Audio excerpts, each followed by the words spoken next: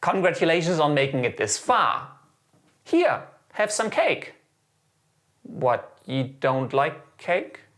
How about a really awful pun then, because in this lesson we're going to be talking about layers. Get it? Alright, I tried.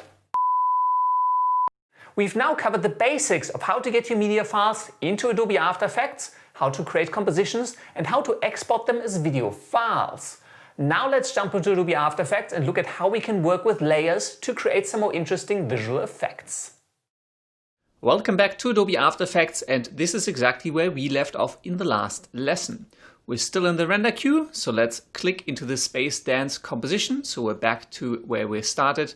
And you may notice that right now, on top of my timeline, you'll see this blue bar here, a little bit of green on the left side, and then there's a few gaps over on the right hand side. And as I mentioned before, this just indicates the caching status of these frames. So the green ones are in memory, they'll render really nice and quick if I play this back. Blue ones will have to be loaded from my disk, and the ones where there isn't anything, they'll still have to be rendered. But because my composition is nice and small, I only have one layer, there are no effects. If you hit space on your keyboard, this should play back nice and quick. Cool, and you can see the green bar expanding as the frames are being cached into memory, and once everything's cached, this will play back in real time. But now that we've covered all of the basics of how to get media into After Effects, create a composition and add some layers into them, and then export your composition as a video file, let's get to the fun stuff. Obviously, visual effects would be pretty boring if all you had in your composition was a single video file. Quite honestly, there isn't even much of a point exporting this composition because you already have the source file, walterdance.mov, and this composition doesn't add anything to it, it doesn't change anything at all. So now, let's add a few other layers into our composition. Let's select the Mars.png, the Moon PNG, and the Venus PNG, and let's drag all of these three layers down into our composition. If you hover over these layers, you'll see a little blue line that indicates where these layers are going to be inserted. And let's make sure that that blue line is over the walterdance.mov. So we're going to add these layers on top. Let's let go. And immediately in our preview window, you can now see all three planets placed on top of our footage. And this is crucially important. The order your layers are in determines the order in which they're rendered. So at the bottom, in the bottom of the layers, as well as the bottom of your preview window and your final output, we have the walterdance.mov. On top of that, we have the Venus image, then the Moon, and then the Mars.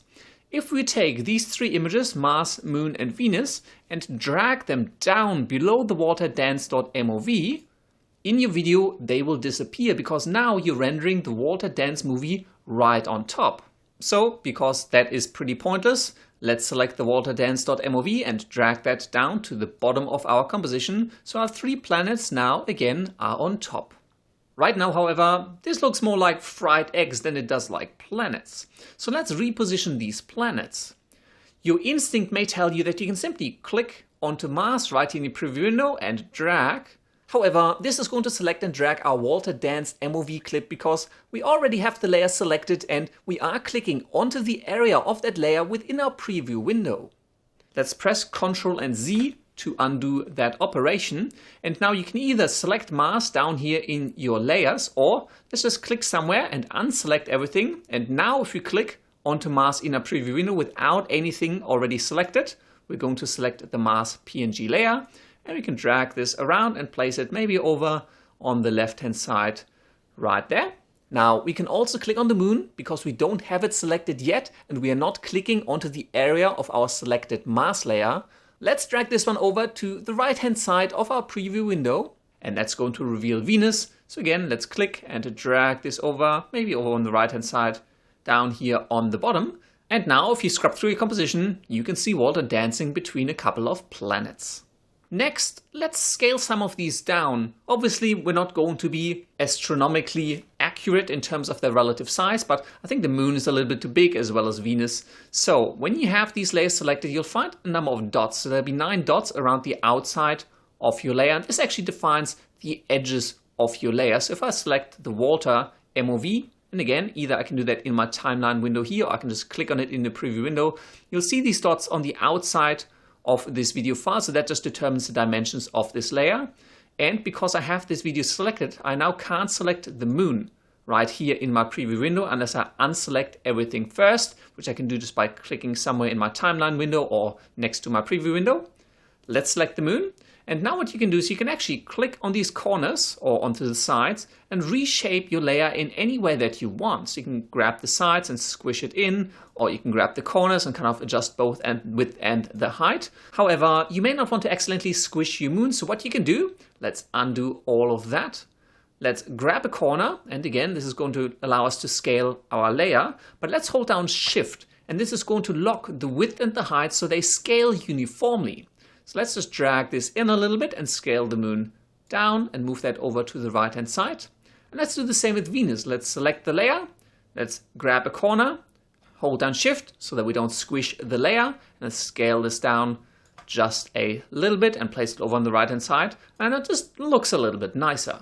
You can also rotate your layers. And for that, you need to select the rotation tool. So let's come up into the toolbar, and over on the left hand side, you'll find this little spinning arrow, and that's the rotation tool, or you can just press W on your keyboard. And with this tool selected, you can click and drag on a layer to rotate it. So let's rotate Venus a little bit. Let's rotate the moon downwards. And I'm just clicking and dragging with my mouse to do that. Let's drag the Mars up a little bit. And so you can now position these in any way that you want. Let's return to the selection tool. Again, you can do that up here in the top left side of the toolbar, or simply press V. And I'm going to start using the shortcuts a little bit more just to get you used to them. The other way you can actually transform all of your layers is come down into your layer window, and next to the name, you'll see a color patch, which is the color of this layer. So right now these markers are purple.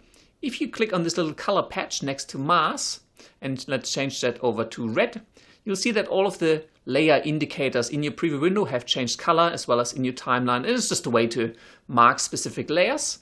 But next to that, on the left-hand side, you'll find this little triangle, this little twirly. Let's click on that, and this is going to expand this layer and reveal its properties. The Mars layer only has a single property called transform, but again, it has a little twirly next to it. So let's click on that, and under the transform, you will find an anchor point, position, scale, rotation, and opacity. You can change all of these properties here directly in your layer window. So for example, over on the right hand side, let's click on the position, and maybe let's type 400 and click enter. And we've now moved the Mars layer to 400 pixels in the x-axis, in the horizontal. You can also click and drag these properties, kind of tweak them and adjust them in any way you want. You can modify the scale, and by default, this will scale uniformly unless you uncheck this little lock icon, in which case it'll allow you to stretch and squish your layer. But let's undo that and re-engage the lock. And you can obviously rotate your layer down here as well. The other two properties that are very important is, for one, the anchor point. The anchor point is the central point around which all positioning, scaling, and rotation will happen. In your preview window, you can see this anchor point is this little star or circle with like pointed edges on the outside. Let's zoom in a little bit on Mars by scrolling up on your mouse wheel, and if that misses the aim, you can hold down space and just click and drag. So that's temporarily going to engage the hand or the drag tool. So I can drag this around while I'm holding down my space key. Let go, and I'm going to return to the selection tool. And right here in the middle of Mars is this anchor point. Now you can either shift the anchor point again in your layer window by changing this around, and you'll see the layer moves, but this anchor point stays the same. Now, personally, I find this way of changing your anchor point a little bit unintuitive, and instead what you can do is come up into the toolbar, and here you'll find the pen behind tool, or the anchor point tool. Select this tool, come into your preview window, and now you can click and drag this anchor point around. So let's, for example, position this anchor point down here on the left side of Mars on one of these corner points, and press V to return to the selection tool. And now what is going to happen, if you now scale down this layer, so let's grab a corner, hold down Shift so we scale uniformly and drag, it's going to scale down relative to this anchor point, so it's kind of converging in on that point.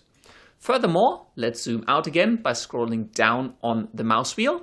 And if you're a little bit off position-wise, you can either come down to the bottom left of the preview window and change this from 50% to fit up to 100%.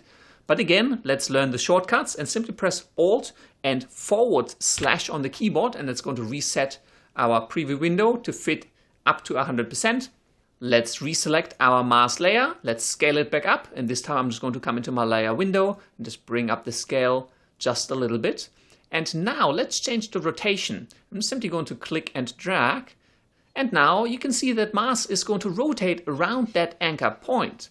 So if you want your objects to rotate or scale around their center, make sure you select the pen behind tool and drag the anchor into the exact center of the object. But moving this anchor point off can actually be very useful when we come to animation, and you'll see that in later lectures. For now, I just wanted to point out what this is and why it's important. Let's press V again to return to the selection tool, and the last property of a layer that is very important is the opacity or the transparency. Right now, the opacity of our mask layer is at 100%. That means, besides the part of the PNG image that are transparent to begin with, of course, this layer is fully opaque. Let's click and lower this opacity, and you can see mask vanishing. So it's going to become more and more transparent. And this is really cool and very useful for a whole lot of visual effects. So just know that you can adjust the transparency of your layers down here in the layer window. Now that we're done with all of these layer properties, let's click on this little swirly up here again and collapse our layer. So we're back to nice and easy. And one thing I might quickly do, I might quickly rename these layers. Right now they still have .png at the end, which makes sense if you want to know where they came from, but right now I don't actually need to call them mask.png. So you can simply click on a layer, press enter to rename it, and then just type in a new name. So let's call the top one Mars, let's call the second one Moon, let's call the third one Venus, and the last one, let's just rename this one to Walter Dance. Next, obviously you have a whole bunch of different switches and other little bits and details in this layer window, and it can be a little bit confusing. Now, one of the important ones over on the left hand side, you'll find this little speaker icon, and this means to emit audio. So if I'm playing my composition back now, it will actually play back the audio from our Walter Dance layer. If you disable that, playback will not have audio for the Walter Dance layer, and it also means that if I was to export this composition, it wouldn't export the audio. So make sure you enable it if you do want the audio.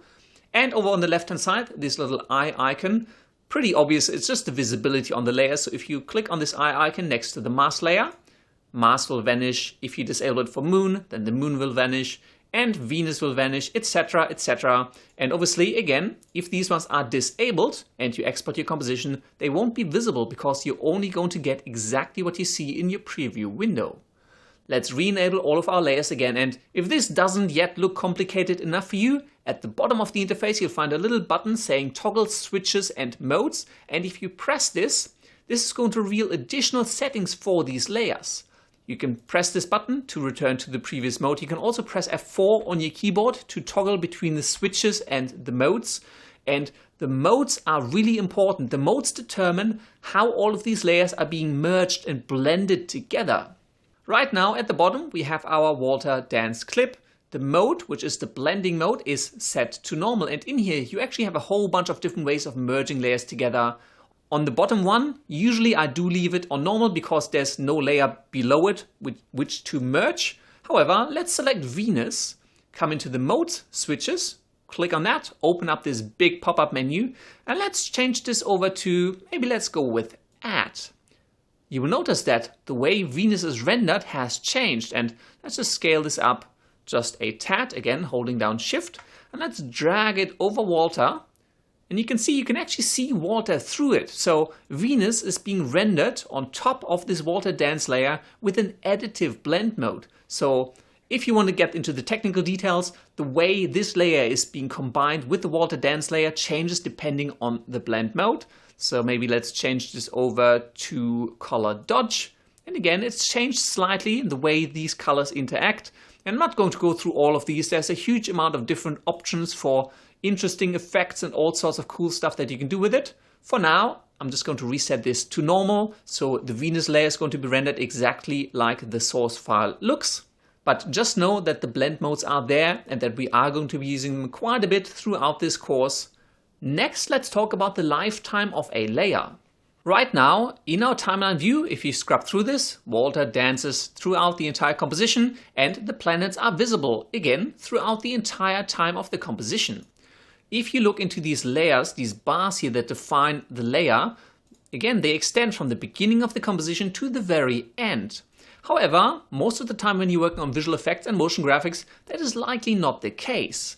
You can actually take the beginning of these layers, let's select the beginning of this moon layer, click and drag this into maybe about 2 seconds.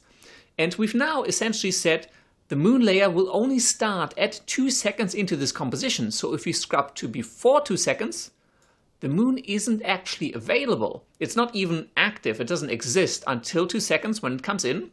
And maybe at around 8 seconds, let's go over to the right hand side, click onto the right end of the layer and drag this in to about 8 seconds. So at 8 seconds, the moon is going to vanish.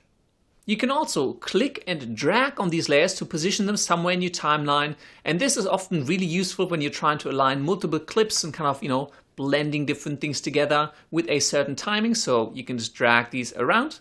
And it's quite useful to know the shortcuts for setting the start and the end of the currently selected layer. So let's go to the very beginning of our composition. And let's say I want to reset this to the beginning. So I can either drag it to the beginning and maybe hold down Shift so it'll snap to the cursor. It's just a bit easier to do.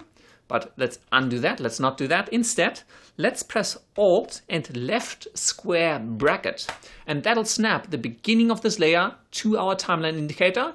Let's move the timeline indicator to the very end. And again, make sure your moon layer is still selected. Press Alt and right square bracket. And it'll snap the end of this layer to this timeline indicator. Now, one last thing when working with layers. Up until now, all we've done is dragged and dropped existing footage into our composition. However, if that's all you could do, that would be rather inflexible. You can actually create a whole number of different layers directly in Adobe After Effects. And the way to do that is simply to right-click into some empty space within your layer window. So let's right-click. This will bring up a little pop-up menu. And if you go all the way to the top, you've got an option for New. And you can actually create a whole number of different layers. You can create text layers, solid layers, which are solid colored layers. You can create lights, cameras, null object shape layers, adjustment layers, import Photoshop files or Cinema 4D files. Now, we're not going to touch on all of them at once, but let's just create a new solid because this is actually the simplest type of layer. Let's select create a new solid. Let's call this one yellow. Width and height should match your composition, but just make sure it's 1920 by 1080, which is the size of our composition, or you can just press make comp size if you're unsure. Down at the bottom, let's select a color, and as the name suggests, I'm going to select a pretty bright yellow. Hit OK, and OK. And now we have a solid yellow color layer in our composition. On top of that, you can only see mask because in our layer window, well, we have this yellow solid and the only thing above it is mask. All of the other layers are below this yellow solid. Let's select the yellow solid, come over into the mode and change that over from normal to screen. And that's a little bit strong for a final effect. It still kind of looks just weird, to be honest. So let's open up the opacity settings and you can either expand this twirly here, go into the transform to reveal the opacity, or let's collapse all of that. With this layer selected, simply press T for opacity on your keyboard. That will reveal the opacity property. And let's just lower this from 100%, maybe down to about 15. So essentially what we're doing, we're essentially just adding a little bit of a yellow tint to all of the layers below this one. So it's going to be added to the moon, the Venus, and the water dance layer. I may also want to take this mask layer and drag it below this yellow solid. So mask is also going to get that yellow tint.